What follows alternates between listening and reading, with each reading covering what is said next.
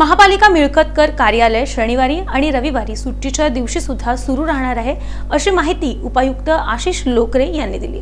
नगर रचना कार्यालयाकडून शहरातील मिळकतीचे online BPMS आणि ऑटो DCR प्रणालीमध्ये प्राप्त होणारे बांधकाम परवाने, वापर परवाने, प्राथमिक एकत्रीकरण आणि विभागणी, अंतिम प्राथमिक एकत्रीकरण आणि विभागणी, प्राथमिक रेखांकन मंजुरी तसंच अंतिम रेखांकन प्रस्तावाच्या दिनांकापासून 60 दिवसांच्या मुदतीत कार्यवाही करणं बंधनकारक आहे।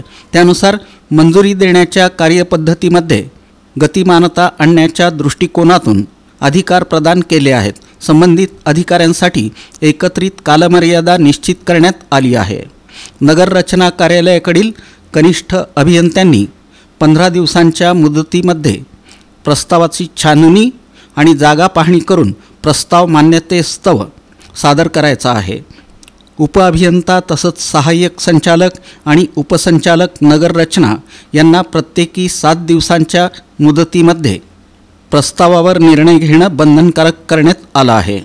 नगर रचना कार्यालयाकडील अधीनस्थ अधिकारी यांनी संबंधित कालमर्यादेचं उल्लंघन केल्यास एकत्रित प्रलंबित कालावधीची गणना करून प्रति प्रकरण प्रति दिवस 100 रुपये दंडाची कार्यवाही करण्यात येईल।